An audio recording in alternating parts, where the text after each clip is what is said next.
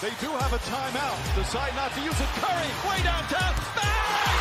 Bang! Oh, what a shot from Curry! Hey guys, what's up? Welcome back to the Warriors Hoopcast. I'm your host CMK.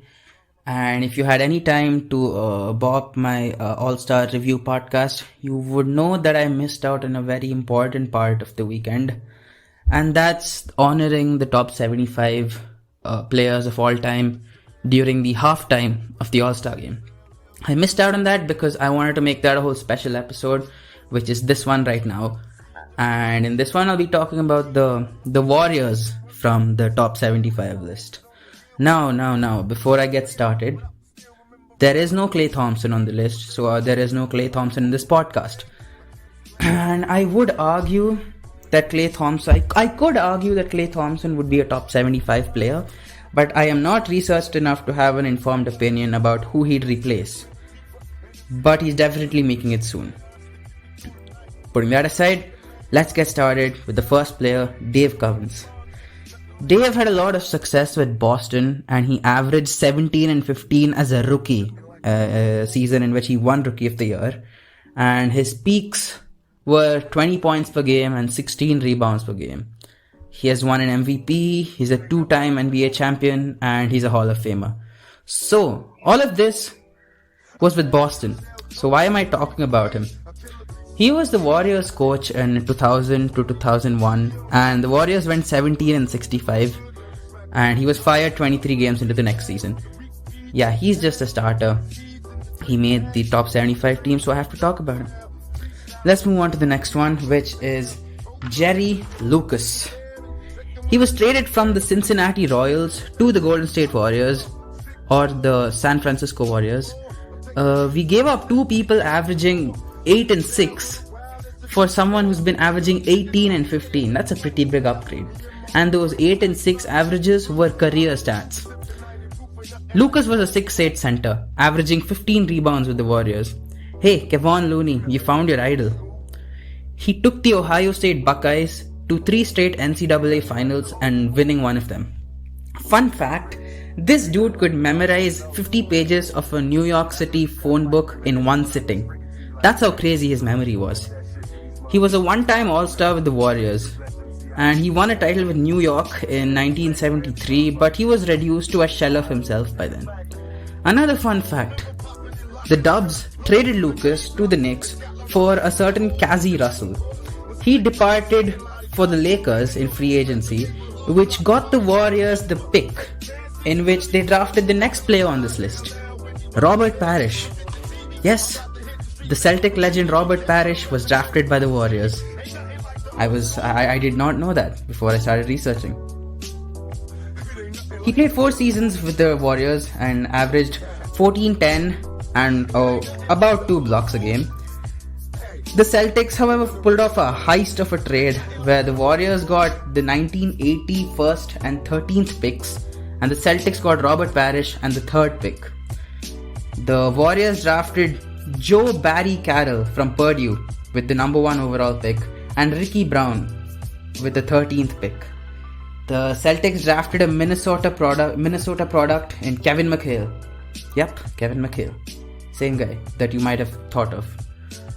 The Parrish-McHale duo combined for 16 All-Star appearances and 3 championships. And the Joe Barry Carroll, or as he was named in his seasons, Joey Barely Cares. He was an annual underachiever and retired 6 years before Parrish.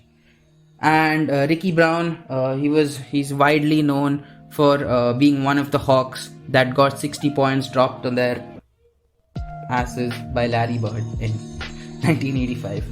I don't know why I paused before swearing, but that's okay. Yeah, so you see who won this trade, and now you know that Robert Parrish was once a Warrior. Now, moving on to the next player on the list, Bill Sharman, the only player in the entire basketball world to win a ring in the ABL, the ABA, and the NBA. A USC product, he teamed up with Bob Cousy to form a pretty daunting backcourt, helping the Celtics to 4 championships. One of the best shooters of his day, one of the first guards to shoot above 40% and 7 straight seasons with close to 90% from the free throw line. This was a novelty back then.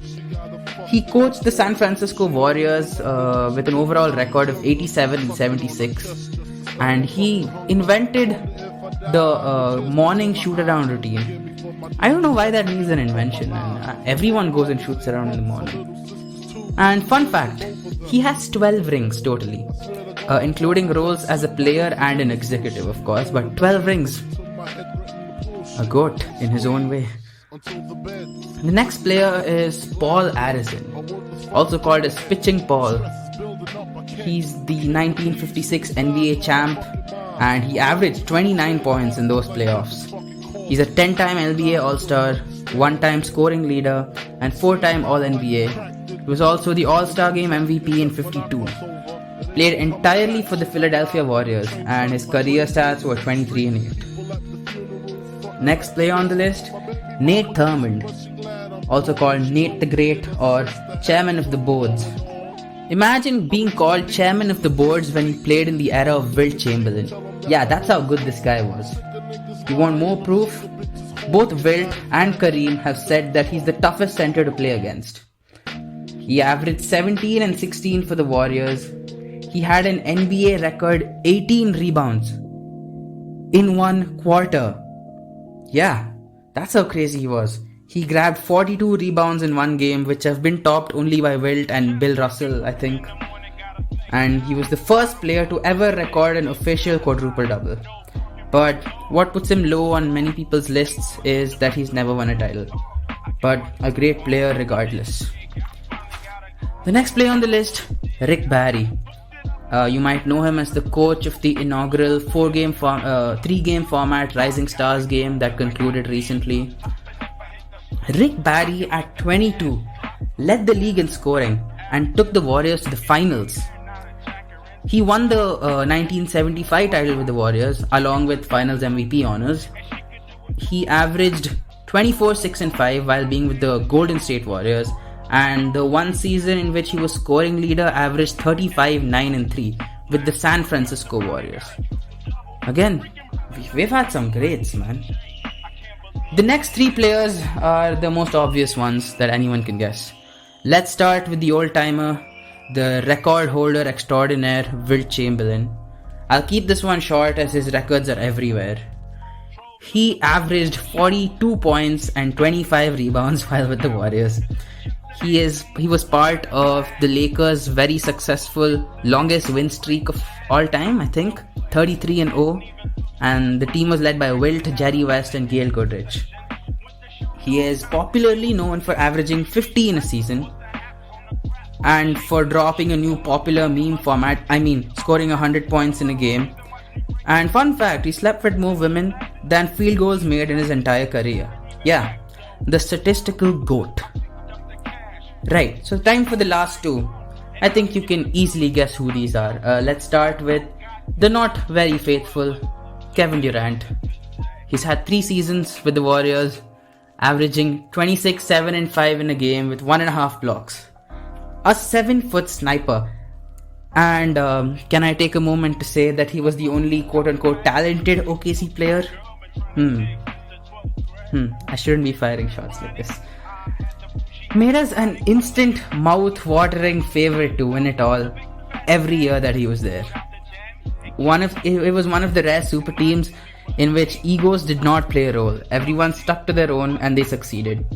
Brooklyn, James Harden, no free-flowing offense, and no, I want iso ball. Right, you get my point. Klay Thompson was asked once if he was worried about possible reduction of his roles due to KD joining. He said no, but the media was making a fuss about this. Klay averaged 21, 3 and 2, like his career stats. Nothing dropped off. You see my point about ego there?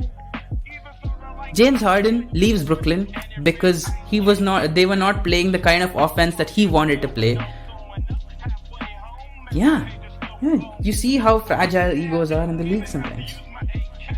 But KD isn't even close to being the greatest Warrior ever, and there is only one individual deserving of this crown. The greatest three-point shooter ever, the greatest entertainer of our generation at least, the greatest offensive weapon ever, an argument can be made. Stephen Curry, ladies and gentlemen. A three from beyond 30 feet is still within range for him. Science has proven that this is because of minimal knee bend, which helps him maintain his mechanics throughout the shot. He doesn't even need a hezzy pull-up. A mere glance at the rim was enough to startle a poor Kevin Love into thinking Steph was gonna shoot the rock in the NBA Finals.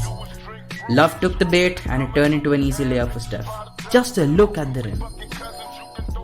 He takes, get ready for this, less than half a second to get a shot off, of any kind, whether it be catch and shoot, off the dribble, any kind. Yeah, insane.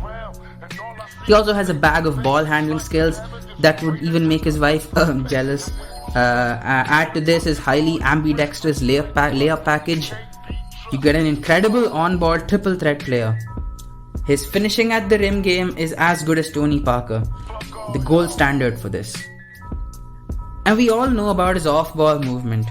He owned the relocation shot, a quick pass to a big and an even quicker pass back to this human torch for an easy 30-foot teardrop. His backdoor cuts and his counters made him even more effective and incredibly hard to guard. The sheer mental and physical power and work it takes to have the energy to fire off a long three after running around the whole damn possession is beyond my comprehension. In 2016, he had the greatest scoring regular season ever, ranking first in both points and efficiency. His talents and his effectiveness have made him the Jupiter of the Warriors solar system, a gravitational field so high that 2-3 defenders stay locked to him, leaving a teammate with an empty layup. This led a jump shooting team in the Warriors. This led them to lead the league in percentage shooting at the rim for 2 seasons. The teams prioritized guarding him over the ball in fast breaks. Yeah, Stephen Curry is the owner of 3 franchises, that's the Cavs, the Rockets and the Warriors, and he is the greatest Warrior to have ever lived. And before this becomes a full-blown Stephen Curry simping podcast, I'd like to end this episode here. So thank you guys if you made it this far. Make sure to leave a like, comment on my Instagram page if anything needs to be added to the show. Subscribe on podcast. Yeah, I'll catch you on the next one. Get out of here.